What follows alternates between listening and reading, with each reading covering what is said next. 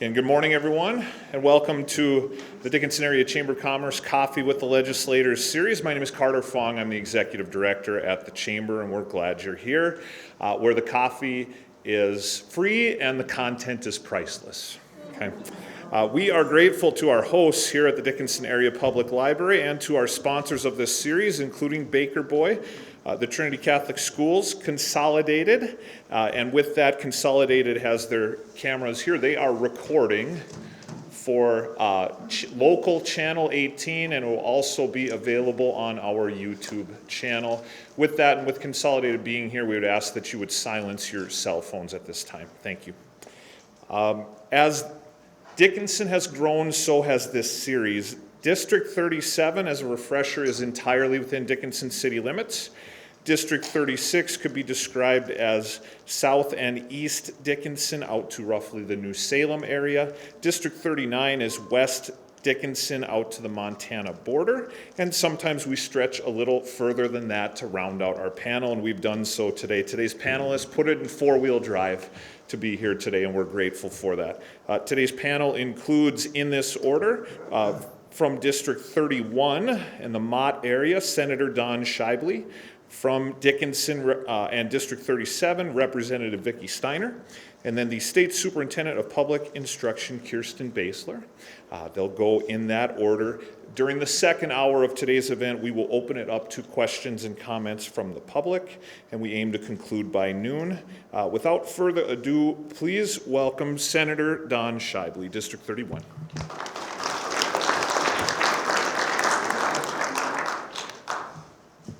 Yeah, thank you for having me today. So when Rich asked me to come and talk about some things, I says, well, that's fine. What would you like to talk about? And he said K-12 funding education, so I guess we've got some slides for that. So,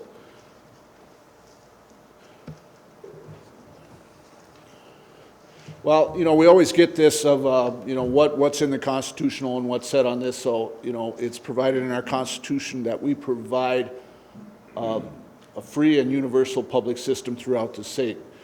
We always get this question of, what that includes, and should we be paying for that? Well, this has kind of been answered with the Supreme Court several times within our state. So the system we got is what's been proven not only by Century Code and the Constitution, but also by the Supreme Court. Part of our total funding package, is what we talk about. This is a combination of local contributions. Our state requires 60 mils of local contribution to our funding formula, and then the state picks up the rest. Well, if you remember a while back, at one time, local contribution was 185 mils.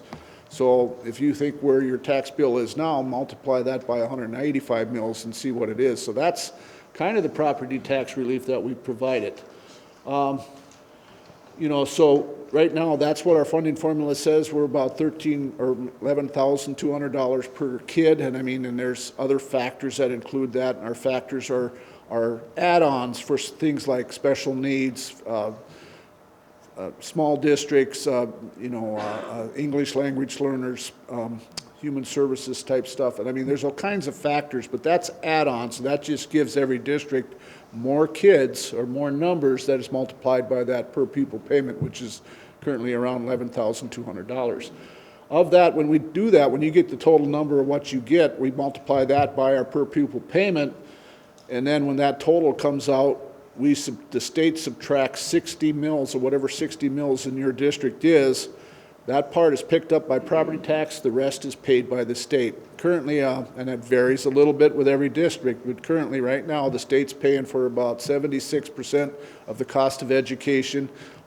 Local contribution is mostly the rest of that. There is some federal dollars and stuff, but they're pretty, that's not that big of a number, and it's designated to certain things that there's no way to get around. A lot of people say, well, let's not take the federal dollars and not do what's required with that. Well, that sounds reasonable, but the problem is, even if you don't take the dollars, you're still required to do what it says. So it doesn't win by not taking the dollars. So you still required to do what that is. That's the minimum requirement that we charge schools for. Now, another way to put that is we deduct 60 mills. That doesn't mean your district has to levy 60 mills to do that, but they're going to get, so they would be picking up a bigger share if they decided not to. So I'm believing more schools will assess the 60 mills for that forming. There is some discretionary mills that they can do.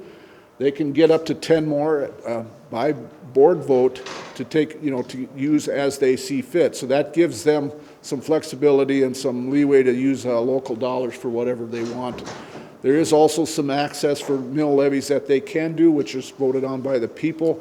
When you pass a bond issue for a new building, that's with a 60% vote, and that's whatever it takes to fund that bond. So that's also included. And then there's also some debt stuff, and then you might have, you could take 5 mills. I think it's coming up on the next slide, so we'll wait with that. All right, so so this is what the state generates with our dollars, and this is what it costs. So this is the cost of what it takes for education. The first 6 there, that's the amount. So when we look at when we were talking about that 70+%, that's the numbers, and here's where the money comes from. So the state general fund, so $1,728,000,000. Where we get some of that comes from some of our special funds. The next one is their Common Schools Trust Fund. That's been a pretty good for the deal for the state. Now, first of all, that's a fund that started out with that's where all our tickets and our fines go for that kind of stuff. So a long time ago, it was set up as a trust fund for school. It's also the value of state land that if we get minerals and some other stuff for, that's where that dollars go. It also has a caveat. I think 10% of the oil money goes into that too. So this has been growing pretty substantially, mostly because of the oil and because of the investments. This is kind of an interesting fund because right now, as you see that, with the 1.7 billion, and out of that 510 is coming from the Common Schools Trust Fund. As that grows, right now we're 25 upper 25%. So that fund is actually funding over 25% of the cost of education. One train of thought that I've always had and might work out is if that we would let this fund grow or even infuse some money in there. Way in the future, we could get to a place where a fund would fund education without any contribution from anybody else. So but that's way out there. But we're 1/4 of the way there. Foundation Aid Stabilization Fund, that was, when we had our downturns in our budgets and we had to take allotments from the governor, we didn't have enough money, and then they said we had to cut things. So back, a while back, we decided to create a protection for that. So that was the Foundation Aid Stabilization Fund. So so that also has some revenue sources out of some oil and some other things that come into that. But the idea was that so that we would have a fund so that if the state would lose money and we would have cutbacks in what we would do, this fund would protect education from being those cuts. This fund has grew to a pretty good level. It's probably closer to 400 million per biennium of what we use. That's not so long ago we had a constitutional amendment that said, well, we want to protect that fund, but we don't need to have a whole bunch of money just sitting there with no purpose and not doing anything. So at that time we said, well, let's take 15% of whatever we spend, that $1.728 billion. Let's make sure that we at least keep 15% of whatever we spend for education in a fund so that if we have a turn down, that we would have a fund to make sure to protect that. We also said with that, whatever's left in that fund that raises that, we would contribute to K-12 education sources. So, so that 157 is the additional of that 15% was to help pay for our per pupil payment. So 2 and 3 are providing a good chunk of what we have, and thank goodness we have savings accounts, because I know your taxes are high and the cost to the state is high, but if we didn't have some pre-thinking way back, they would have been much worse. Special funds, a SIF fund, so SIF is kind of our, I don't know, what did Rich call it, our second general fund of just the wish list and uses that we feel is important to do that, but it's a fund that's billed by oil money. And if we, so a lot of SIF funds is one-time funds of infrastructure and different things. Last session, we determined that we needed $19,500,000 to go into the school funding formula. Here's the number of federal funds, and they're all with our title programs. Like I said, it's a pretty big number, but that money's all designated, so they have to be used for special purposes and things we do, and part of that is food and special needs and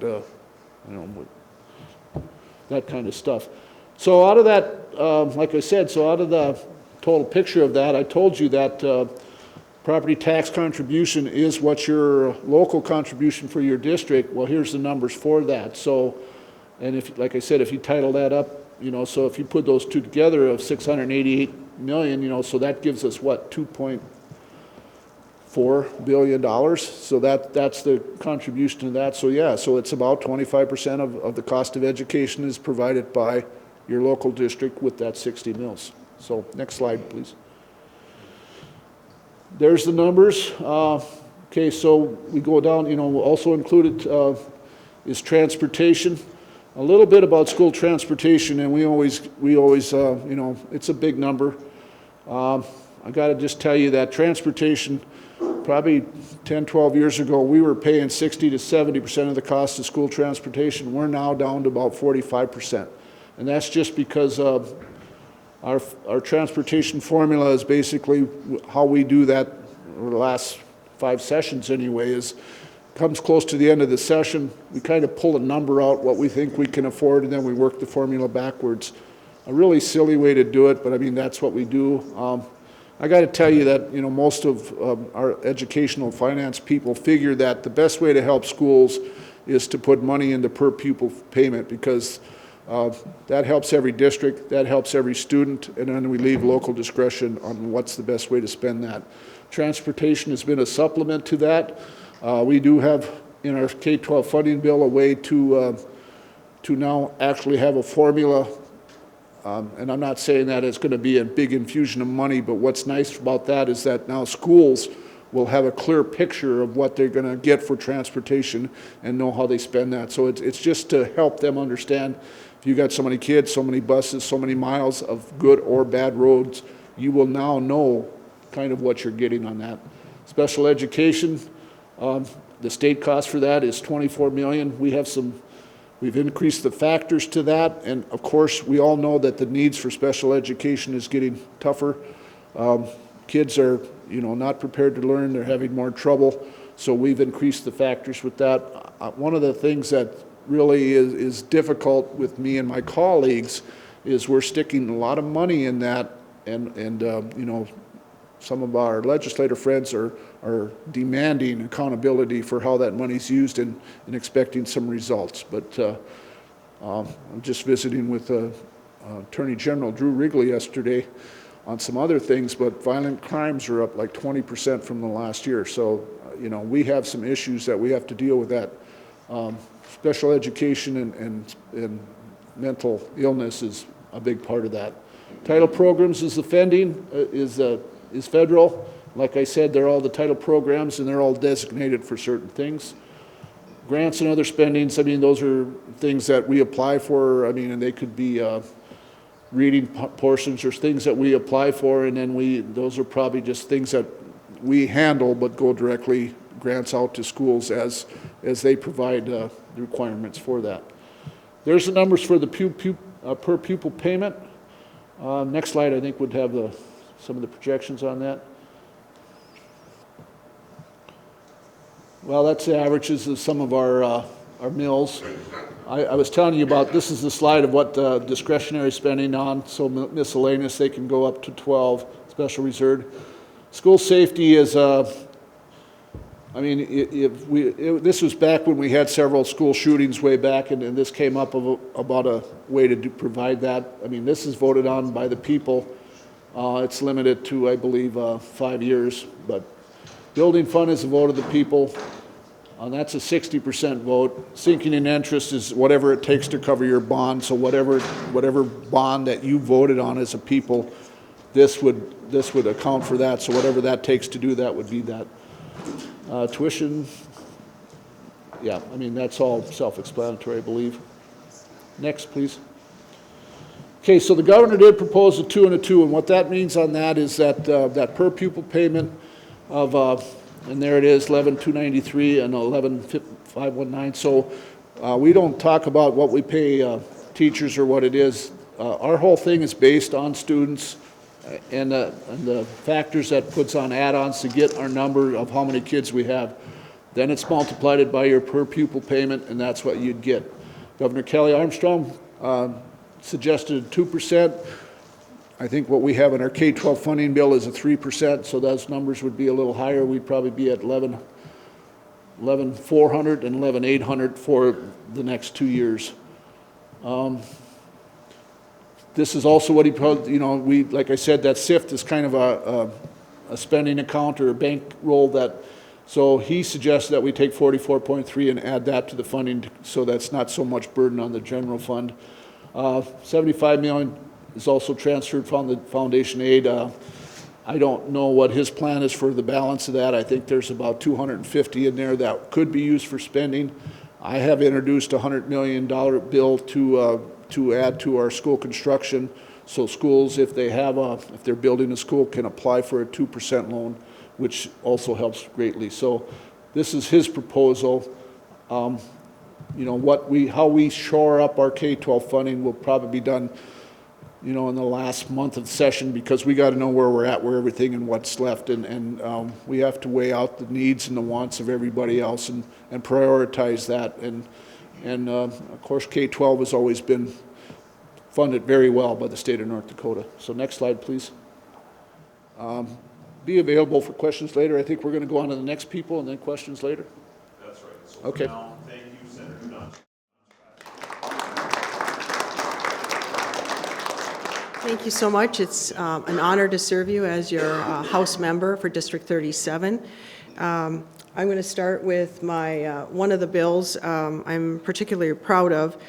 This memorializes the military service of a Dickinson soldier, Specialist John Fedig, who died in Operation Iraqi Freedom, July 22nd, 2003. Do any of you, by show of hands, remember John by chance? I do too. He was an 11-year veteran of the 164th Engineer Battalion. This project will place a bridge sign at the Heart River Bridge on South State Avenue in Dickinson. No cost to the state. The Veterans Council is providing the money for the sign. And our city and the chamber will likely do a special event. You're all invited. We'll have a memorial sign placing event for the city, and I hope you can all come. Very proud to work with the veterans. I serve on Finance and Tax and Government and Veterans Affairs. I've always served on Government and Veterans Affairs since 2011, and I've gotten to know a lot of the older veterans groups. Some of the Vietnam veterans come in with projects, and I got a call from Jim Nelson, who is on their legislative team, and he asked me to sponsor this bill. They are placing signs across the state so we remember our veterans in a special way. With that, his parents, Larry and Shirley Fedig, were at the hearing, and they were also recognized when we passed the bill out of the Transportation Committee, and then it passed the floor of the House. It now goes to the Senate. So that's 1140 if you hear about that. I have a bill that has gone on the consent calendar, which means it will pass, and it did pass on consent calendar. It's has to do with administrative rules. As you know, we only meet once every 2 years for 4 months or 80 days. And after we leave, agencies come in and make rules to flesh out some of the laws that we pass that aren't really specific. So agencies will come in and say, this is the fee, this is how we're going to work this program that we've been ordered to do by the legislative session. And then it goes through a process called administrative rules hearing. So there's a group of legislators, and not all states do this. We're one of a few states where legislators actually look at what the agency does for rules. So we expect them to take it to a public hearing. So you will see a notice in the paper from time to time, and it'll say Administrative Rules Hearing for Health and Human Services Department. and then you'll see statute numbers. And I serve on Administrative Rules, which is a standing committee, and we review agency rules, because once a rule is approved, then it becomes law. So it's really important to pay attention to what kind of rules they're promoting. So this particular bill will require a sentence of explanation of what is this hearing about. The hearings cost about $2,000 to publish in all the county seat newspapers. So it isn't every single newspaper in the state, but is the one that's designated as the legal notice newspaper. And so when that notice is published currently, you just have a statute number. So going forward, this bill will ask them to do a simple sentence. Is it about social worker fees? Is it about DOT signage? What is the agency actually bringing the hearing about? So you don't have to look it up in statute. Next slide. And then 1571, I lost this bill on the floor of the House, but I'm hoping that the Senate still considers the issue. So we gave a full sales and use tax exemption to a budding industry called bioscience. So there's a large corporation that exists in Fargo, and 2 sessions ago, they came in, and at that time, there was only one business. There might be a couple more now, but that business, it was Aldevron. And Aldevron came in and said, we would like not to pay for any of our vaccine-making supplies, which, there's a technical name for it, but it's basically the building blocks for this vaccine. And so we did approve I voted against it, lost that vote. The first time it came through, we gave it a do not pass, I think, in Finance and Tax, or it was disapproved in the floor. The second time it came through, I voted against it, but it was approved by the House. So I brought this bill to repeal it, and I lost again. And so we still have this sales and use tax exemption, it was actually one of the largest tax exemptions we've ever given, and the promise was that it was going to create a whole new industry, and we would compete with other states, and all these businesses would come in. Well, during interim taxation committee, by law, we were supposed to review whether or not this tax actually did something. Did it bring in other companies? And we were told by the tax department that he couldn't supply any information on how many jobs it created because there were fewer than 5 participants. So there's no way 100 companies came in, because we couldn't get the data because there was less than 5, and the tax department felt there was a confidentiality issue. So now we have a bill working its way through the Senate, which is not my bill, but it will be to remove confidentiality. If you take a large tax break from the state, in this case Aldevron, you will be required to reveal how many jobs you created, and we could not get the information. And a committee, Finance and Tax Interim Committee, was frustrated that we couldn't find out if our tax break did anything for the money. So we were a little frustrated with that. So that's why we have this bill working its way through the Senate to ask them for the information. Possibly it's a good thing, but I was frustrated enough to see, would the House repeal it? I thought by repealing it, the companies would come into the hearing and give us the jobs number.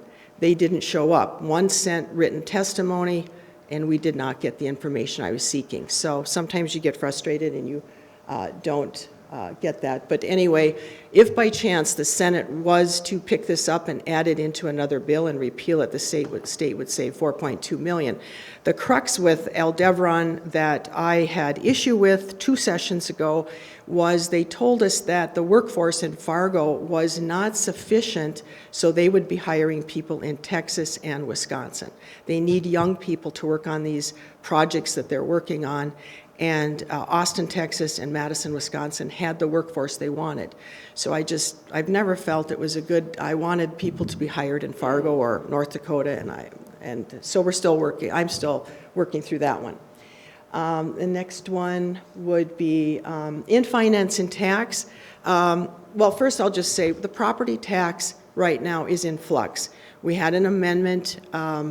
We had to get something passed to appropriations because we have a deadline. The policy committees have to get bills that have money in them to the appropriations by a certain time. Appropriations has 70 bills to decide, yes, we'll spend this, no, we won't spend this. So they got 70 on their plate this week. They start Monday morning on them. And so we had to get property tax out. And it looks like the vehicle will be 1176, which was the one the governor testified on. And we have a lot of leadership and a lot of work has been done on that bill. And it's in flux. So I really don't want to make any promises about what the final will be, because after the Senate makes their decision on property tax, it'll go into what's called a conference committee. Then the conference committee will work out the differences between the House and the Senate. And I was hoping we could put some more money into it, excuse me, but you know, it looks like they're more comfortable between 450 and 550 million. And I was hoping I did offer an amendment that failed in committee, and I was trying to get 622 million. But I think we have to find out how much money the House and the Senate are willing to put towards this. And then once we find that out, we can work out all the details inside the bill. It's likely caps are coming. We have several cap proposals. I don't know which cap is going to be successful at this point. And we certainly appreciate, you know, any emails or concern you have about what we're doing with property tax. It's definitely in flux at this time. This bill, no, don't move advance. This one is 1319, and I thought I would take this opportunity to get your opinion on something. So this bill would create a website under the Retirement Investment Office, which we call RIO. They take care of explaining to the public about the legacy fund.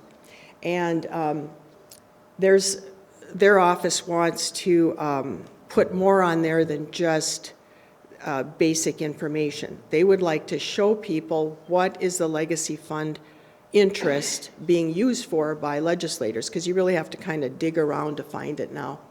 And so they want to add that. But the impetus of this bill is not only education to the public, but it's disclosure. The bill by Representative Satram from Jamestown he's frustrated because there's not complete disclosure on the Legacy Fund website right now of where these companies are from and what kind of business are they in.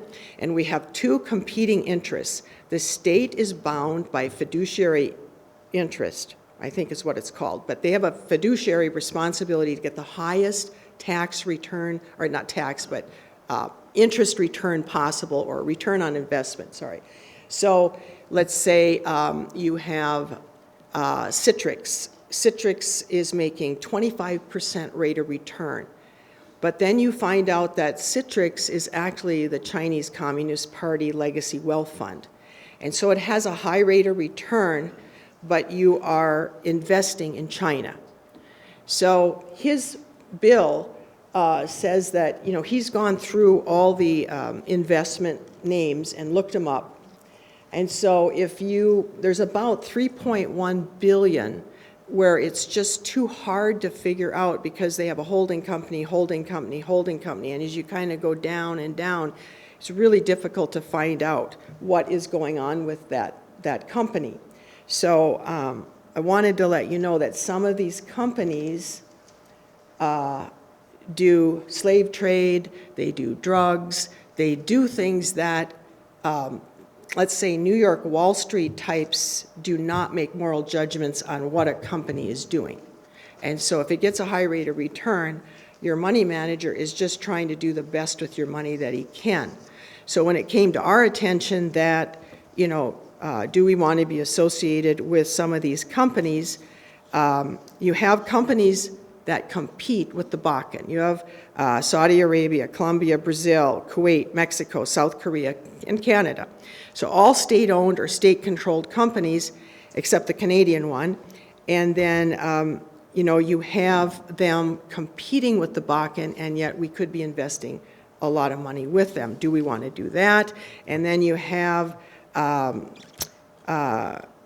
companies that are major drug producers and drug traffickers. And so under the Biden administration, he declared Colombia, Dominican Republic, Jamaica, Panama, Peru, China, and Mexico as major drug-producing countries, and they put out a warning that investments should be concerned about this, but they didn't say we couldn't do it, but they did tell us we could not do it in Russia.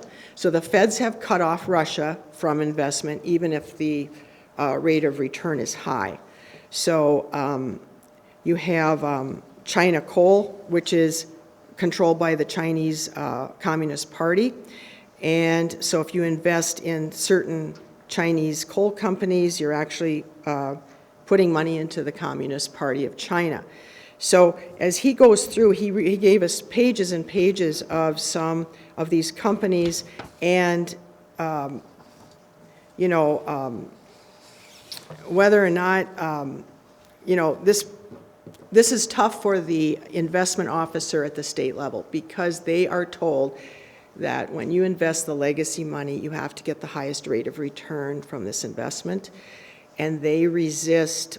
If they don't know what that company does, they keep investing with it. So he was actually very concerned that we have to redo our contracts so that we can know what this business does, and is it supporting the Chinese Communist Party? Is it pushing fentanyl that comes to the United States? So just by a show of hands, well, he made a statement at the hearing in Finance and Tax last week that if the people of North Dakota, and he wants this website to show you where we're investing our money, because he hasn't been able to completely get us out of some of the funds that he thinks are not something we should be investing in. So he thought, well, if we have a website and the public becomes aware of these companies, they will put public pressure to not invest in some of these that he believes are not in our best interest.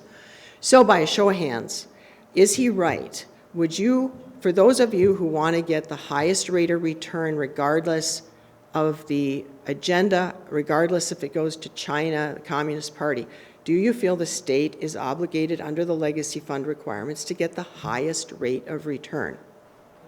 Anybody?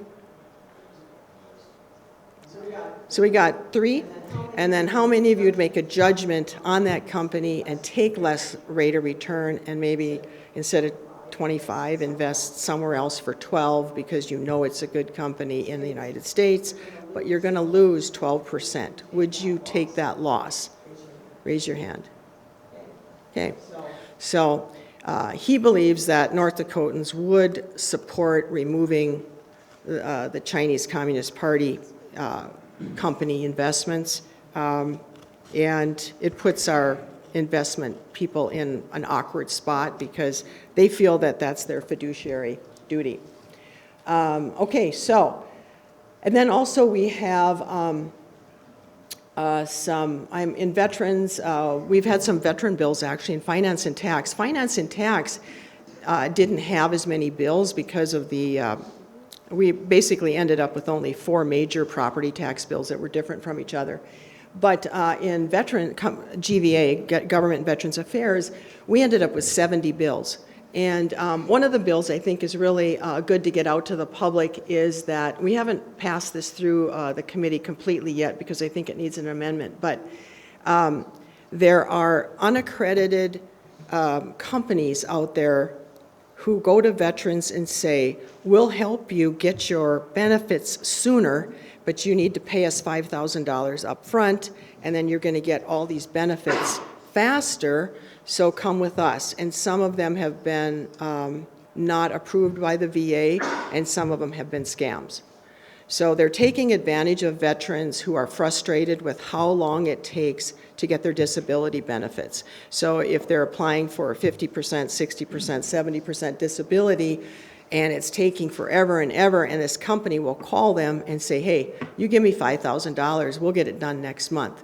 Well, one of the things they're doing is they're making promises that they cannot fulfill. And there are accredited private companies who do this work, but they always take payment at the end. And you have to look at, each one takes a little bit different cut of your disability. So You got to really pay attention to that, and they're discouraging, the Veterans Commissioner is discouraging people from paying up front right now. So if you know anybody who is seeking disability, please warn them that there are scams out there. Next slide. So I have a bill coming up next week. I am concerned, last session I really worked on taxes as they affect young families. And over my political career, I probably have gravitated more towards children and family issues towards the longer I've served, I guess, at the end of my 14 years here so far. So I'm very concerned about vaping. And we have no vaping tax, and we have teachers telling me that it's a problem. Vaping is, and nicotine's highly addictive. I don't have a problem if you're an adult and you vape. Good for you. You take the health risk with it. But the tobacco and nicotine industry understands that to get their customers, they really need to get in about 13, 14 years of age. And so they are advertising they market to low income, heavier than high income. They market to children. And if you go to a gas station that has one of those TV monitors, you will likely see an ad coming through TikTok that says, try blue raspberry pouch, or whatever they call those sins. And they're also sticking them in their cheeks now where they are hidden from teachers, and using pouches during school. And yes, it's illegal, but you can go forward to the next one. This tax does not include ceremonial traditional tobacco. You can go to the next slide. This is commercial tobacco, and the main focus of it is vaping is an issue for North Dakota, and it's not as much an issue in other states, but it's definitely an issue here. And we have actually had a 22-year-old have a double lung transplant in Fargo. He's still in the hospital because he vaped too much. So when they say vaping is safe, it's kind of like drinking. If you drink, a lot of vodka, not good. Okay, so, sometimes our young people get too carried away. So we have laws in place that protect children until they get old enough, until they're adult, to make that decision to drink and smoke and do all the other things that adults do. So next one, please. So as we know, nicotine is a highly addictive chemical, but it does give you that feeling of, I would say, you feel good, you feel alert, you feel better. And so it's addictive in the fact that it does make a difference in your life. So, I mean, it's addictive. Go to the next one. And when you don't want something, you tax it. If you want something, you take the tax off of it. So it's just, if you have, we have a higher tax on alcohol, just to say, hey, let's be careful with that. We have a higher tax on gambling. We have, they call them sin taxes, but I wouldn't call it a sin tax. I would just say it's a societal cost if you, don't tax that. We tax medical marijuana because there are issues with that. We tax things. And if you want less of vaping, you tax it. We don't tax it currently, but we're one of 14 states that does not tax vaping. Other states do. So you can go to the next one. And this was completely my own idea. 3 sessions ago, Representative Nelson brought a cigarette tax increase and a vaping tax, and I voted against it, and I should not have. And so I thought, I'm going to bring this back. Representative Nelson didn't bring it back, and I put a bipartisan team on. I talked to American Health Association. They helped me with this PowerPoint, and then American Cancer Society. They're also helping with some of the hearing materials. And they did not bring this to me. This is completely my idea that we need to bring this back for another discussion, given that we have teachers telling me that it's an issue in schools. So we have not raised the tax on cigarettes since 1993. So if you adjusted it for inflation, it's probably around 96 cents or so. And so if it had kept up with inflation, it wouldn't be 44 cents, it'd be 96. And in that time, they have increased the cost of cigarettes, obviously. So my bill will be heard this coming Wednesday. You can go ahead, 9:30 in Finance and Tax. And these are the legislators I have on my bill. And so the new tax, how did I come up with this? Well, then I wanted it to be business competitive. So the new tax will be, if it's passed, which is a hurdle, but if it would pass, it will match South Dakota. So it'll be $1.53. Now, I understand that South Dakota right now is considering an additional dollar tax. I'm not willing to do that because I want to make sure we're competitive with South Dakota. So we're matching what South Dakota has on their cigarettes. And then it increases the tax on chew, and also the vaping tax is 45% of wholesale, which is exactly what the state of Utah does. The Tax Foundation met with our legacy or tax relief committee a few months ago. And in the tax relief committee, the National Tax Foundation said that Utah is the #1 state to do business in, and North Dakota is #4. And I thought, well, if I'm going to pick a brand new tax for vaping, I'm going to tax like Utah, because they're the #1 state to do business in. And they are charging a certain percentage against wholesale. And I have heard from gas stations, convenience store owners across the state. They are very opposed to this. And they are saying that, it's not workable, and they're very opposed. And I don't know if the Greater Chamber will come in probably and say we should never, ever, ever raise a tax or put a tax on. So I may hear from the Greater Chamber. We've been hearing from them in Finance and Tax all session. But this, and then also, it'll generate $42 million approximately. And this tax is not about the money. This is a deterrent. It should stop 100 kids from starting. That's all this bill is about. It's not about the money.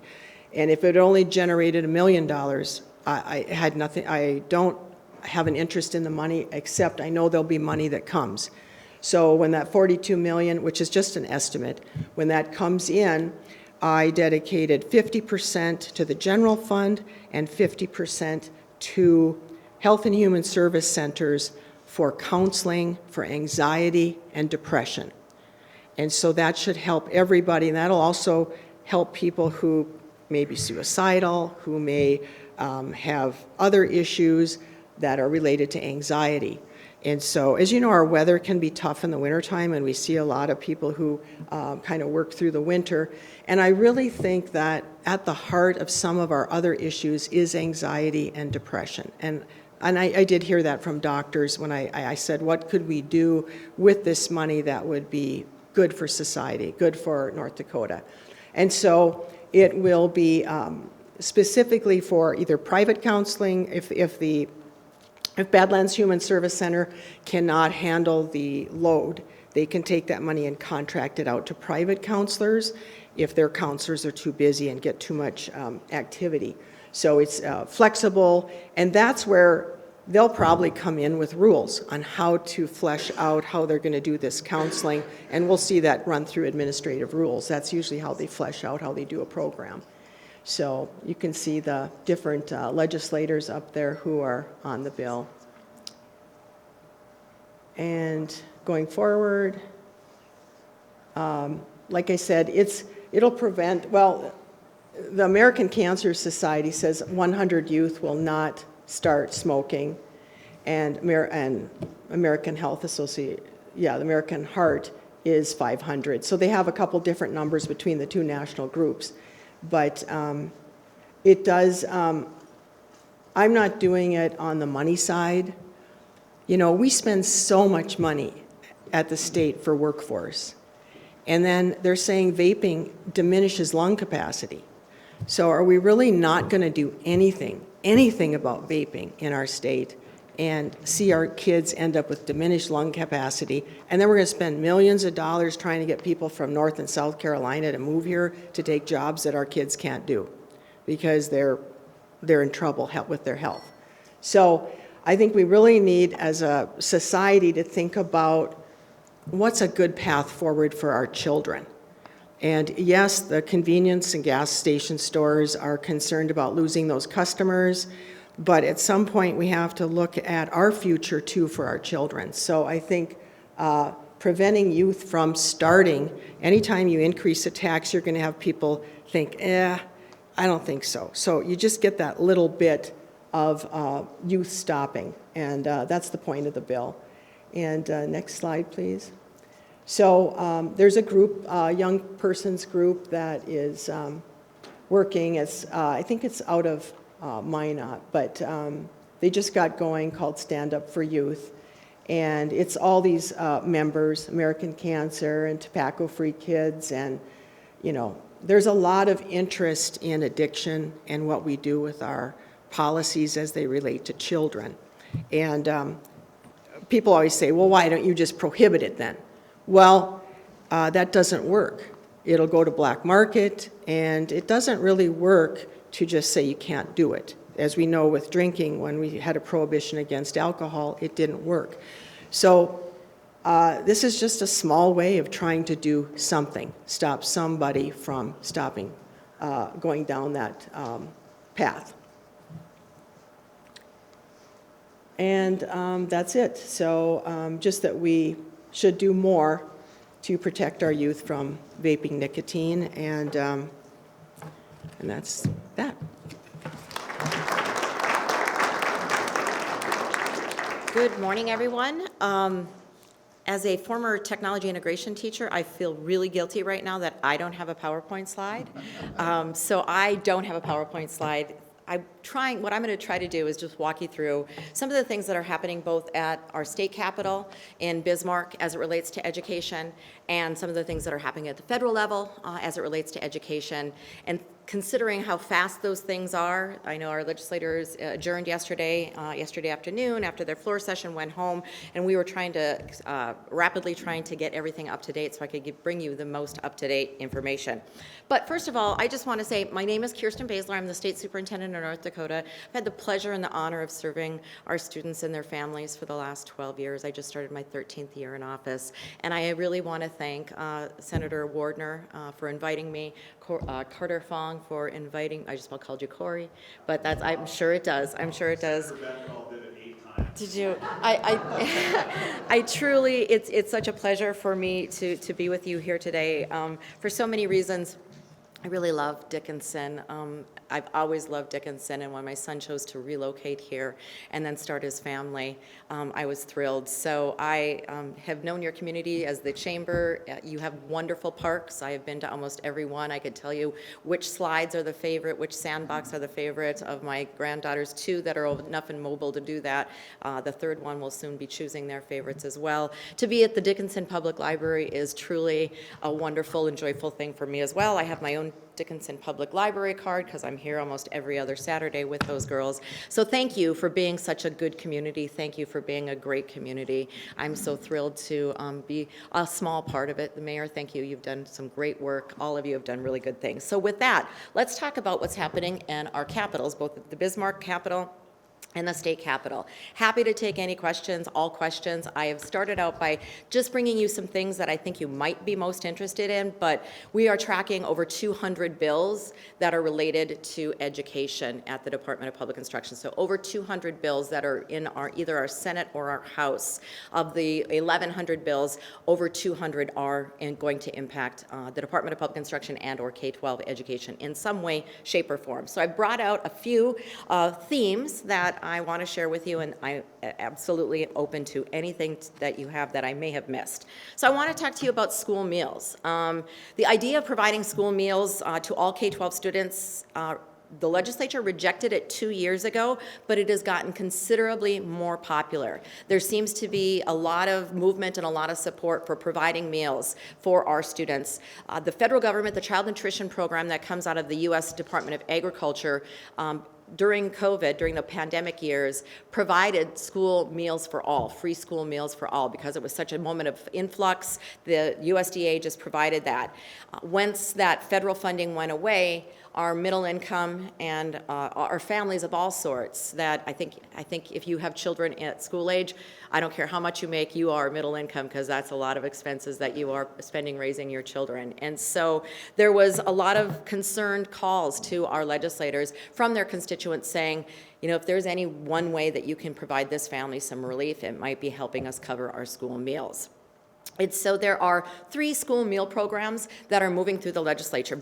All 3 of them are in the House. They are House bills. 1475 would provide free breakfast and lunch to every student attending a public, non-public, or tribal school, regardless of their ability to pay.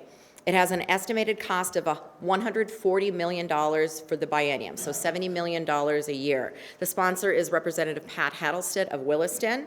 Another bill, a similar bill, House Bill 1553, is very similar. Its sponsor is Representative Lori Beth Hager from Fargo, and with a fiscal note of $140 million over the 2 years, so $70 million a year. So what that would do, we have students in North Dakota that are eligible for free meals if you are at a certain income level, and then there are students that are eligible for a reduced priced meal. The federal U.S. Department of Agriculture pays the cost of the meal for all of your students that are free, and pays the balance of a portion of the cost of both breakfast and lunch for those students that are of a different income, not as low as the lowest free meal eligibility, but that next level. So what that would do is we would not be leaving that on the table. This $140 million price tag says we will still collect the full funding for the students that are eligible for free meals. We would still collect the portion of those students that are eligible for reduced meals, and then the state would pick up the balance. And that's how we came up with the $140 million fiscal note for that. House Bill 1100 relates to school meals, but it isn't a free school meals bill. It would help retire lunch debts at schools that have provided meals to students who could not pay. So the last legislative session, our legislature said that it was prohibiting the refusal to feed a student while they were at school, regardless of their ability to pay. So all students, regardless of their ability to pay, do receive a meal, even if they're not paying. But it's not free, if you will. That student is still accruing a bill, a lunch bill, and then school districts are left with that at the end of the year. And House Bill 1100 would provide money to our school districts that would retire that debt. Education savings accounts, you've heard a lot about that. There are all sorts of different types of ideas. There are vouchers, there are debit cards, there are education savings accounts. What seems to have been getting a lot of traction in North Dakota is the education savings accounts that would provide state funds to parents to spend on education options of their choosing for their children. So we have 2 bills that are identical. House Bill 1540 was introduced in the House by Representative Koppelman. An identical language bill is Senate Bill 2303, introduced by Senator Mike Wabama of Valley City in the Senate. And so what this would do is it's going to deposit an amount equal to 80% of the per student aid payment. You heard Senator Schaible, that was on the screen, it was $11,000. $11,000 and some change. So these 2 bills would provide an amount equal to 80% of that $11,000 to parents. It would go through the Bank of North Dakota, and parents could use that for non-public school tuition and fees, some computer hardware, textbooks, and other education supplies. House Bill 1590, introduced by Representative Pat Heinert of Bismarck, says a parent may deposit $2,000 every year into the Bank of North Dakota Student Education Savings Account for each of their children, and then the bank would match that up to $1,000. So think of the 529 plan for kindergarten through 12th grade. The eligibility for this would be for education expenses, career and technical education courses, mental health assistance, and medical appointments as necessary. House Bill 1607 is another type of education savings account bill introduced by Representative Matt Heilman of Bismarck, and it establishes educational empowerment accounts for parents to use in paying non-public school education expenses. So parents using these accounts would receive the entire student state aid payment to public schools, so the $11,000 plus some change, $11,072 to be exact, and that, as you heard Senator Schaible say, there's a 2% and 2% increase being proposed by the governor. There is a House Bill 1369 that is a 3% increase. And so House Bill 1607 would increase as well. So whatever the public school foundation aid payment, the base payment would be, is what this would continue to be. Parents would get a debit card and be able to use these debit cards to pay education expenses. Senate Bill 2400, introduced by Senator Michelle Axman of Bismarck, is the bill that seems to be getting the most traction. It is the bill that Governor Armstrong has put his support behind, and you'll remember from Senator Scheible's presentation that in the budget, in the governor's budget, there's a $44 million budget line item from the SIF fund that would be dedicated to this. To explain what this is, Senator Axman explains it much better. She had worked during the interim with a group of people, a task force, to put these ideas together. She has done some deep, deep study, and she truly says, if you're hearing about what might be happening in Arizona or in Iowa or in Nebraska, she has spent the last 2 years looking at all of those, and she didn't just take and copy and paste what another state was doing. There is, she says, a beauty and a benefit to being one of the last states in the nation to embrace something like this, because you get to pick a line here of something you like, pick a line there of something that you don't like. And so she believes that this is uniquely and distinctly a North Dakota approach. I'll tell you what it does. It is administered by the office, the Superintendent of Public Instruction, that would be our office, or an administrator that we could contract with. And what it would do is it provides $1,000 to every family, to every student in a public school. So every student that is enrolled in Dickinson Public or Hebron or Richardson Taylor, that family would be eligible to receive $1,000 to supplement their education experiences. It might be to go to a language camp. It might be to go to international music camp. It might be to go to a coding camp. It might be for some dyslexia therapy services. It might be for some behavioral health services. So all students in the state, they would receive $1,000. Non-public school students, those attending a non-public school, whether it be a parochial, so just to back up, we tend to just think of non-public schools as parochial schools. Dickinson Trinity here in Dickinson is probably, the closest example, but there are other non-public schools in the state. They include the Innovation Academy in Bismarck, that is a non-denominational school that is based more on a Montessori style of learning all the way through, but it's a non-public school. There are a school in Fargo, North Dakota called Full Circle that is specifically dedicated to those students with extreme behavioral issues or on the autism spectrum disorder. Again, they're a non-public school, not receiving the foundation aid formula, but they are also not non-denominational. So just non-public is the broad umbrella, and under non-public you have private schools, private that are parochial schools, and sometimes you have state schools. We also include the YCC, Youth Correctional Center, is a school that is also a non-public school that doesn't get foundation aid. So just to kind of explain that. So for those non-public school people that are paying tuition, it would be what we call means tested, meaning that it's income based. So students or families that are below a certain economic level would be, I think it might be 200%. Senator Schaible, do you know, is it 200%? What is it? 2 and 4, okay.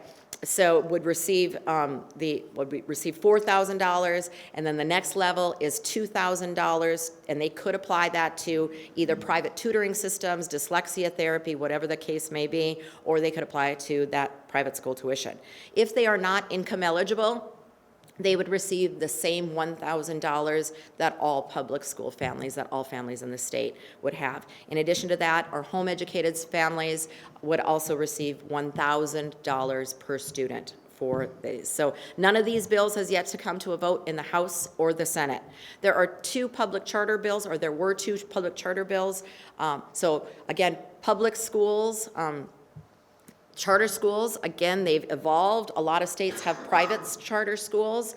That was what was most common 20 years ago.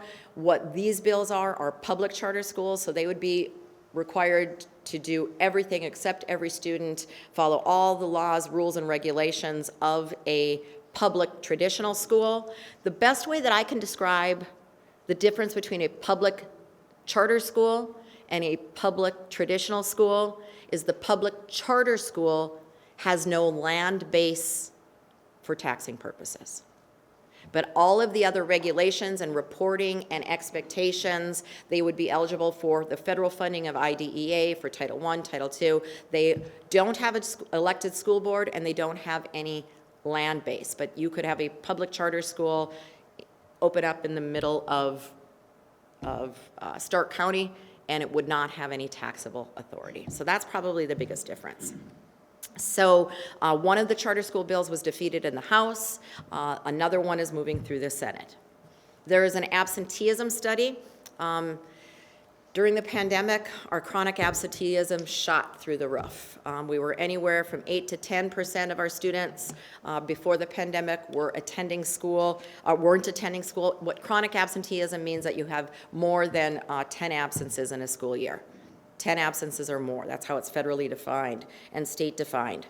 What we're seeing now is actually generally the chronic absenteeism was spurred by some external challenges. Maybe transportation was an issue, maybe responsibilities at home were an issue, maybe mental health, maybe for our older students, maybe some abuse issues.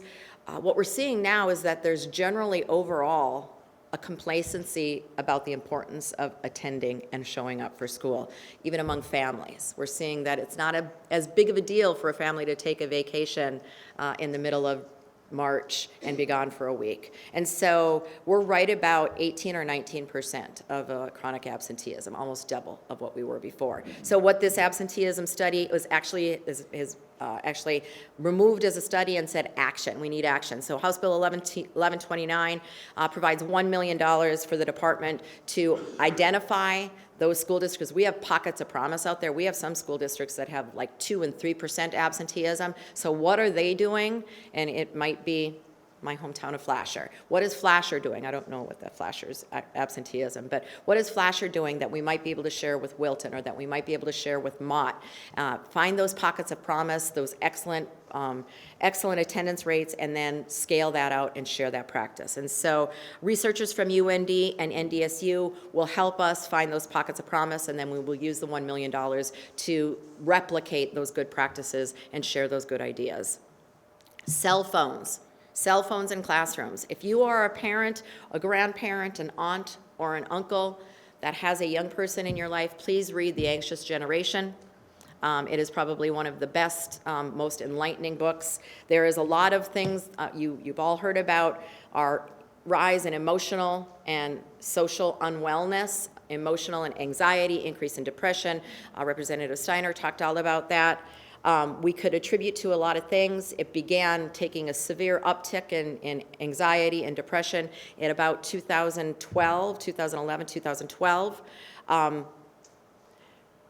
Now that it's been a decade since we've seen that uptake, the OECD is the Organization of Economic Development of developed countries. They have now said that there's enough research and evidence to say that it's not just a correlation from cell phone, it is now causal. So when we're seeing the decrease in our students' academic scores and an increase in anxiety and depression, it's because of the internet-connected cell phone use. And we could attribute it to a lot of different things if we were just looking at the United States, but this is a worldwide trend. And the only thing that happened worldwide was the development of an internet-connected cell phone 24 hours a day. So lots and lots of conversation about cell phones in classrooms. House Bill 1160 requires school districts to develop policies that govern the classrooms of cell phone use. It might be, I mean, the psychologists the medical field say absolutely 0 cell phones until the age of 16 if possible. Absolutely. And if you're going to have a cell phone, have one that's not internet connected.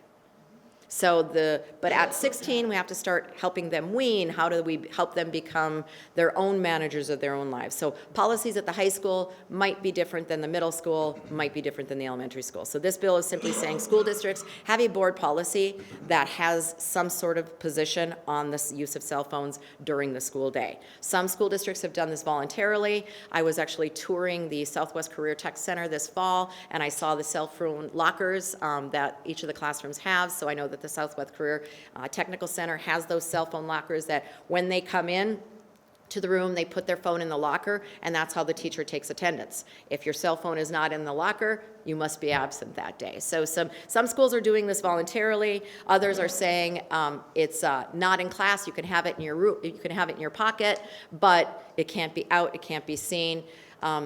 The other argument to that side is, I don't know, it's like Pavlov's dog, where you get that little buzz and you're distracted. And you're like, I wonder who that was. Was it my girlfriend? Was it my mom? Like, what was it? And so but whatever a school district, it's a local control issue.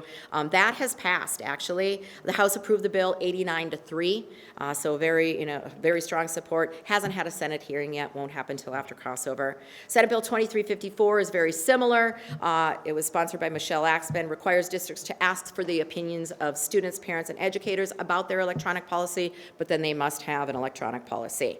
Senate Bill 2300, Senator Mike Wabena from Valley City has also seen these cell phone lockers, and he thinks that's a great idea. It would provide funding to provide these cell phone lockers for each and every classroom in the state of North Dakota. So that's cell phones. Encouraging voting, this is a fun one. As an elected official, I like to see this. House Bill 1178 requires that every school district adopt a policy that allows students who are eligible to vote to leave their campus during the school day to vote in elections. The House has approved this 86-1. The sponsor was Representative Anna Novak of Hazen. I don't know of any school that would prohibit this, but it's kind of nice to have on the books to say, yeah, you can go. If you're 18 and the voting booth is downtown at City Hall, go ahead. Go exercise your civic right. And so that's 1178. House Bill 1222, also introduced by Representative Anna Novak, requires students to say the Pledge of Allegiance at the beginning of each school day unless they have a parent guardian's written consent to exempt that student. Hearing was held on Tuesday, February 4th, but no vote has been held yet.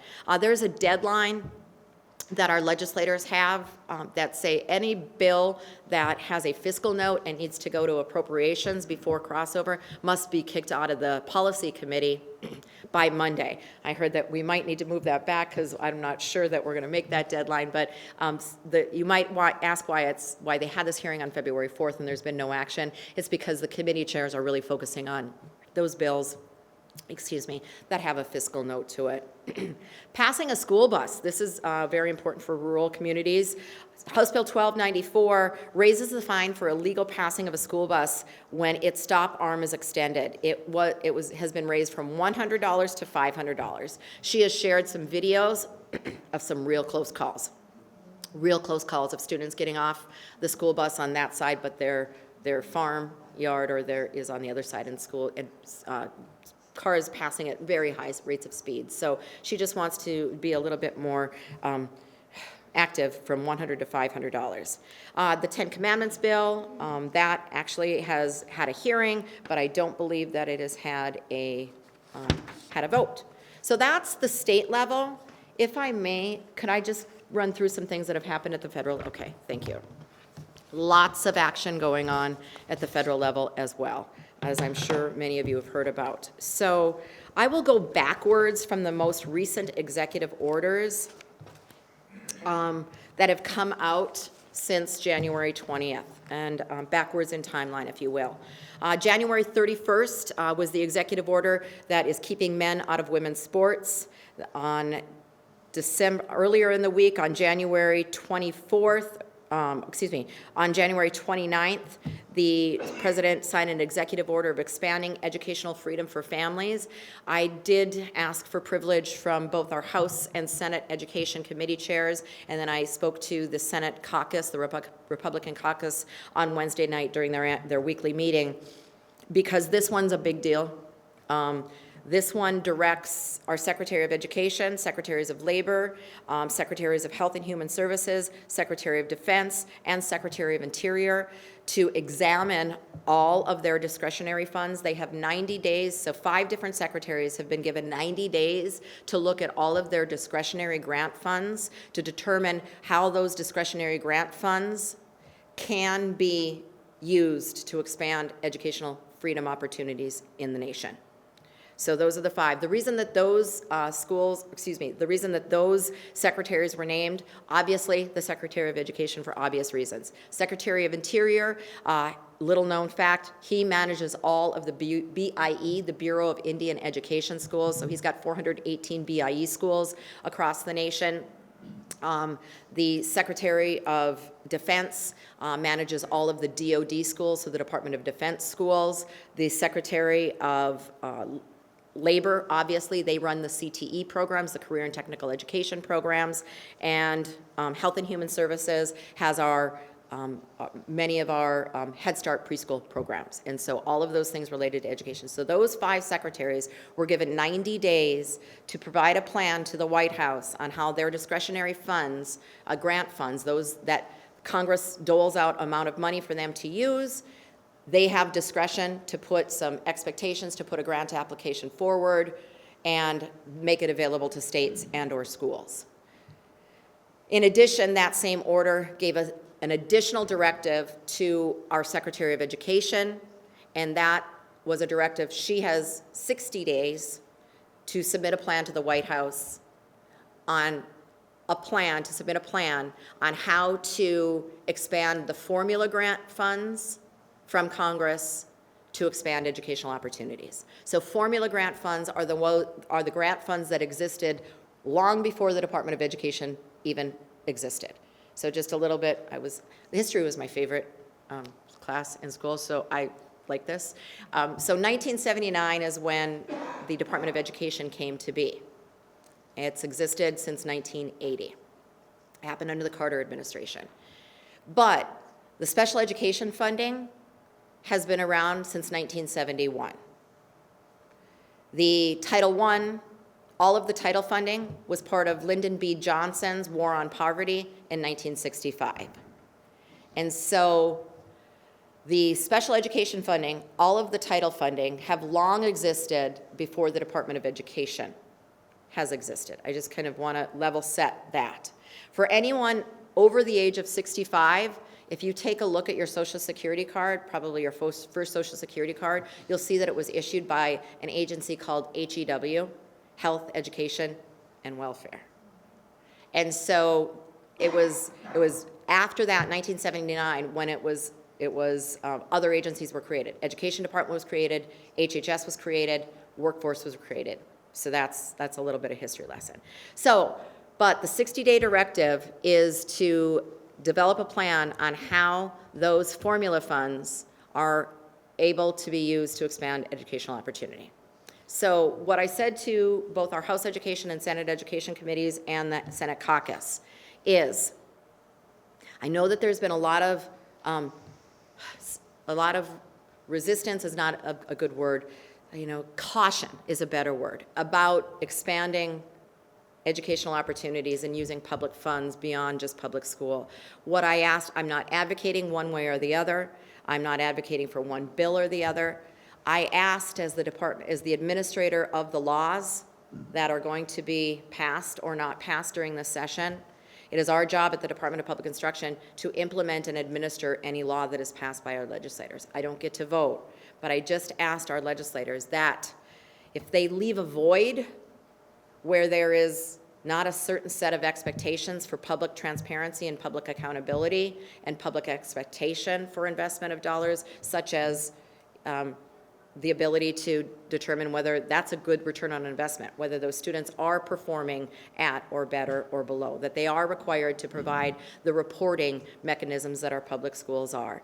If the state is silent on that during this session and waits until 2027 to address it, the Department of Public Instruction will be left with not any state parameters, but solely the federal parameters of these. States are allowed to put, similarly with the, I'm getting really into the weeds, similarly to the No Child Left Behind Act and the Every Student Succeeds Act, the federal laws passed with this, and then states are given the opportunity. So for instance, the federal law says a state can do up to 15 things if a school district is not performing well. States can choose a wide variety of things on that list of 15. North Dakota has chosen to exercise about 7 of those. And so similarly, the federal government could say, you can do this. I just am asking our legislators to consider if we are at a point where we're going to be able to use federal funding for spending outside of our public education system, that we do it with the expectation and the accountability for our dollars that are created by our state lawmakers. So that's an executive order there. So executive order came out mid-January, ending radical indoctrination in K-12 schooling and promoting patriotic education. Another directive came out combating anti-Semitism on our college campuses. Executive order titled Defending Women from Gender Ideology, Extremism, and Restoring Biological Truth to the Federal Government declares that it is the policy of the U.S. that there are 2 sexes, male and female. An executive order on diversity, equity, and inclusion came out that same day, ending radical and wasteful government DEI programs and preferencing orders of the Office of Management, OMB, to coordinate termination of all DEI programs. Free speech and censorship, this again is more for Dickinson State University. Restoring freedom of speech and ending federal censorship. The president declared that it is the policy of the United States to secure the right of the American people to engage in constitutionally protected free speech, ensure that no federal employee or agency engages or facilitates conduct abridging constitutionally protected free speech, and ensures that no taxpayer resources are used to abridge free speech. The suspension of refugee admissions, illegal immigration, I know that impacts Dickinson's community as well.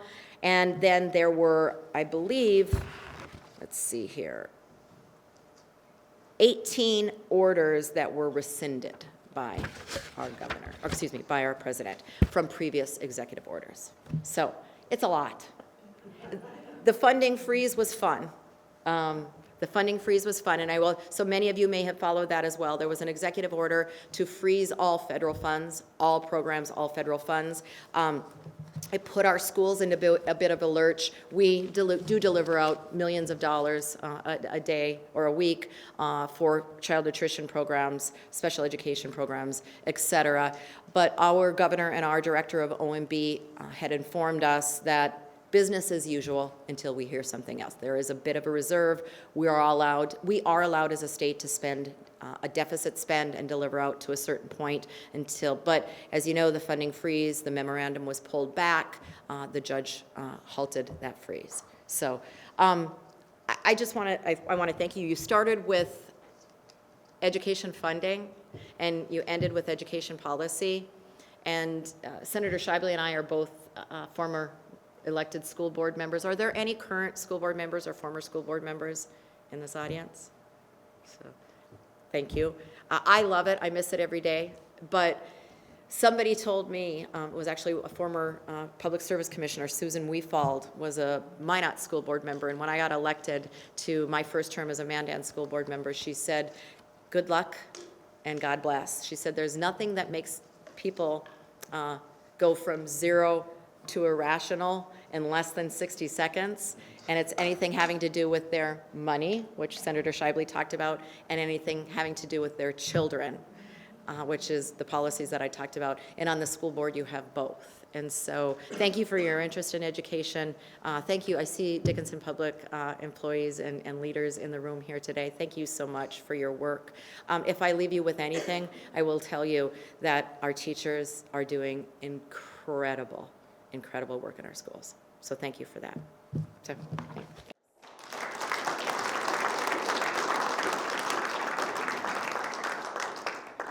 We're here till noon. We'll turn it over to questions and comments from the public. This microphone will go to you soon. It is to pick up your question or comment for the sake of the recording. We want to go education-themed questions and comments first, with the opportunity for any panelists to respond, and then we would go all other topics. So please, show of hands. If you have a question or comment, I'm giving you a card from a deck of cards. That's my way of putting you in line to ask a question without making you stand in a line, okay? Education questions and comments first. Great, I see a few hands. I'm going to get to you, and now give me an idea, all other topics, where might those be in the audience? Thank you. Okay, let's go the other way again. Education questions. Let's go here, and I'll go ahead and give this to you. Hi, I'm Chad, resident of Dickinson here. This question's mostly for Ms. Baesler, but my wife is a para in town here at a school. I actually ran for school board this year, plan on running again in 2026, because I see a behavior problem in our schools that is out of control. I don't like to group people into groups, but I look at the kids as two separate groups. You have the kids that, if they have an outburst or assault a teacher and it's completely unexpected, that's one type of kid. They get a warning, get a talking to. But we have another set of kids that this is a regular occurrence. We have kids that are assaulting our teachers, nothing's being done about it. We have SROs that are not being called during these things. I'm not sure what's being done about it at the school board level, because it's never brought up. They did put together a committee to go over bullying, and when they brought it to the board a couple months ago, it was just data and graphs, and nothing was being done. So my question would be, what is the school planning on doing to stop the assault of teachers and educators in our school system? Thanks so much. I can take that question. I'm going to need to take the question on a broader perspective from the state level, because I don't know specifically about each. And we have 168 school districts, 480 plus buildings, and so I don't know each school district's specific policies. I do know that the state legislature does require a bullying policy for every school district, but I think we're talking about something different than bullying. We're talking about a behavioral health issue. And I will tell you that I was an elementary teacher, I was an elementary school librarian, and an elementary vice principal for a number of years before I was elected. And so as vice principals, you get the wonderful job of managing most of the discipline issues and managing most of the phone calls home to redirect and get that student, that young person, back on track. When I first started as a vice principal, most of my office referrals and most of the time that I spent with young people and their families were my 5th and 6th graders. And it was 5th and 6th graders. It was 11 and 12-year-olds like stretching their wings and like pushing the boundaries, right? And that was normal. By the time I left, and this was now 13 years ago, by the time I left, most of my time, most of my referrals, most of my office time was spent with families of kindergarten, 1st and 2nd graders.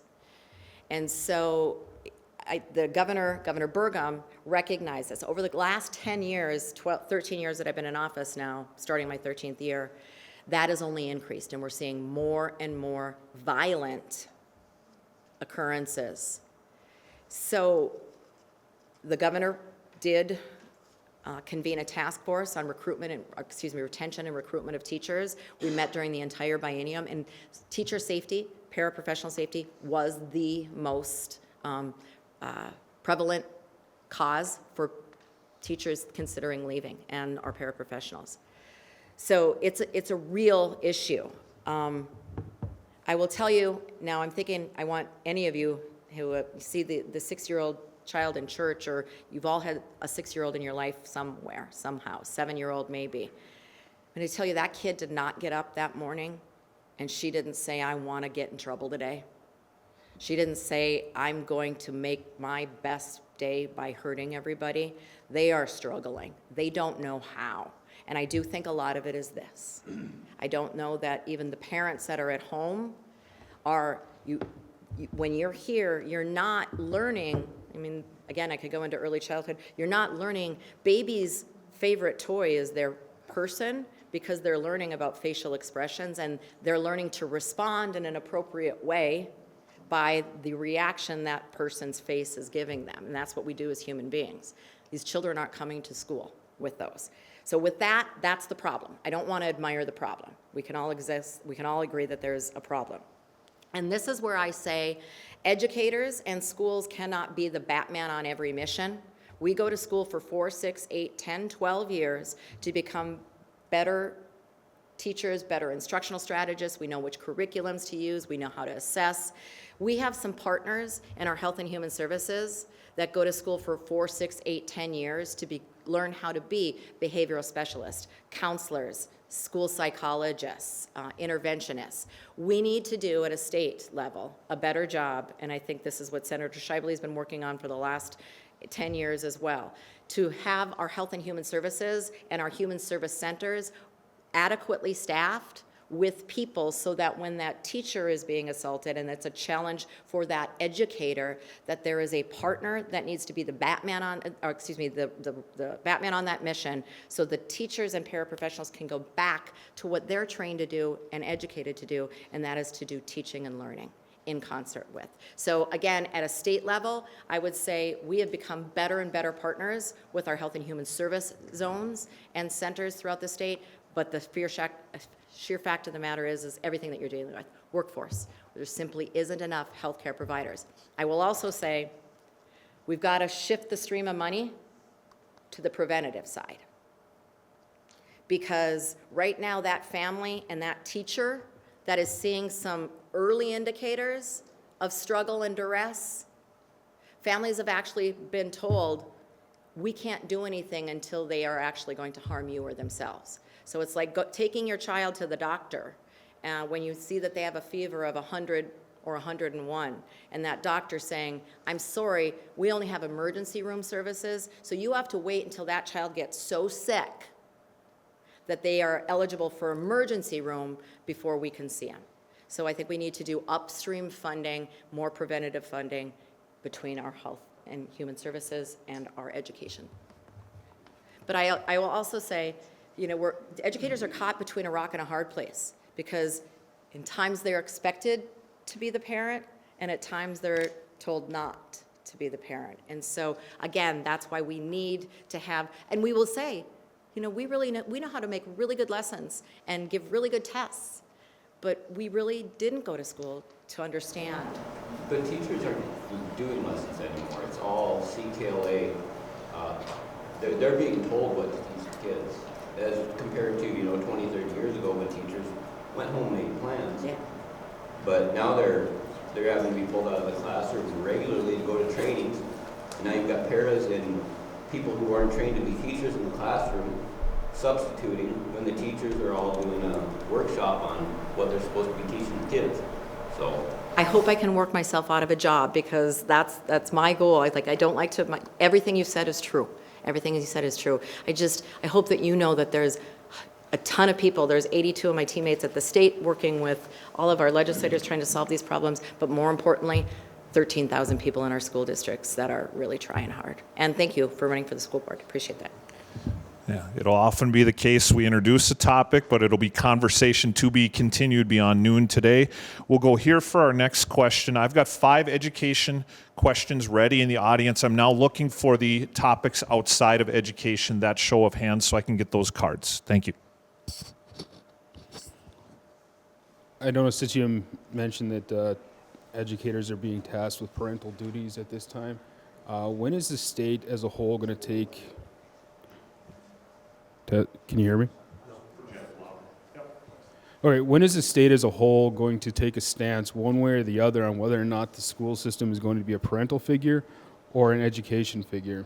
Because as a parent with kids in school, I am sick and tired of being told how to parent my children. If I want my kids to have a cell phone at the age of 5, that is my business, not yours. That is not anybody's business. Now, I have a responsibility as a parent to make sure that they are using that device appropriately and are able to modulate their own behaviors at that point. That's my job to teach them, not yours, not anybody within the school district. Yes, we need to work together, and I need to be informed of those problems, but an administrator should not be doing anything beyond alerting me to an issue, and I will handle it. So when are we going to put that onus on parents and students and not on the system? Yeah, and I appreciate that, and, but you obviously got a great interest in your child and your child's education. The sad part of that is that's not always the case, and then we don't get to pick the type of students that come to public education and what's included in that, so we deal with what we have. In a lot of cases, I mean, it's things beyond what you would think. Are they hungry? Do they feel safe? Do they even just want to be there? I mean, and that's what you have to deal with. So we have to get, so we try to make sure that when we educate a kid, and these are what teachers are saying, is that, we can do a pretty good job if they're ready to learn and able to learn. A lot of the cases what we have is they're not. Now, you said that's not school's responsibility, it's parents' is. Well, problem is when they come through our doors, they're now our problem, and we have to deal with it whether we want to or not. So we try to adapt to that, and then we have all levels of that. I mean, serving on the school board a long time, now serving at this is a long time, goal is how do we make our schools better? And it doesn't matter what kind of school it is or where your school is, but quite frankly, what it takes is that it's not only the teachers or the administration, but it's also the parents, the student, and the community. We got to find a way that gets that involved more so into what is the best path for education. And, a year and a half ago, Kirsten and I was invited to Killdeer to talk to teachers with their concerns and their problems. Fourth grade teacher tells me, I got to put on a Kevlar sleeve every morning and put on a face guard so that I can teach my class. And I says, and she says, what do you think about that? I says, it's terrible. I says, what is it that I can do to help you? I mean, because what is the rationale is we can't remove students from them. Individual students and parents have the rights to certain things that we have to deal with. So we have to adapt on both spectrums of that and try to do the best we can. Very difficult situation. Child has an individual education plan, and usually that means they're mainstreamed into that classroom. There's no way to remove that student. So, I mean, we deal with it, and it's certainly our teachers are the ones that are struggling with that most of the time. So, I mean, you hope that an individual educational plan will address that and find a good way that benefits not only that student, but also the rest of the class so that they have a learning environment. But it is a struggle, and I got to be frank that it's getting worse. Is there anything the state can do to take away the weapons issues in the education plans with some parents? Currently, not anything that's good. I mean, and I'll give you another caveat on that. So, say the worst of our students, and we send them to somewhere. You know what the solution is when they're too worse for that? They come back to their home district. I mean, that's where we're at. I mean, you think about it. So if they're too bad to go to a facility and they can't do anything with them, the only solution is to send them back to their home district. And they have to take them and they have to deal with it. So, I mean, yeah, there's things that we have to change, and and I've got to tell you that's kind of why I went from school board to the legislators saying, this is a state problem. I need to go there and fix that. But quite frankly, some of this is federal and laws that have happened that do need to be changed. Thank you for bringing us the topic. Okay, we'll go to number 3 next. Hi there. All right, I don't know where to start. So I'm a teacher. I teach at the middle school. I teach 8th grade math. And I've wanted to be a teacher my entire life. Ever since the first time someone asked me the question, what do you want to be when you grow up? I want to be a teacher. So even just being here, this is my heart is thundering, but I'm referencing the 10 Commandments in the classroom. And I think it's disgusting. I think it's a disgusting bill that has been introduced. It is not my job to parent people's kids. It's not my job to parent your kids. Sometimes we end up parenting kids because some parents don't. However, having the 10 Commandments in my classroom is a slap in the face of the separation of church and state. It's a slap in the face. And I know personally, and I know there's other teachers that feel the same, I will not display the 10 Commandments in my classroom. I don't care if I lose my job. I will not display them in my classroom. I will go to another state to teach. I just wanted to come here today and give you that comment so you can know that this is a serious issue. If you are feeling strongly, you need your kid to have that in their classroom, take them to a Catholic school, take them to a Christian school. That is not the job of a public institution. And I just wanted to share that with you today. Again, the history. Thank you so much for that comment. I will just share, I did forget to say this. The North Dakota legislature actually approved a 10 Commandments bill, very similar to this one in 1927. But in 1979, the state was sued to challenge that law, and it was struck down as unconstitutional, violating the First and 14th Amendments of the U.S. Constitution. So I don't have, the legislators will have to debate that.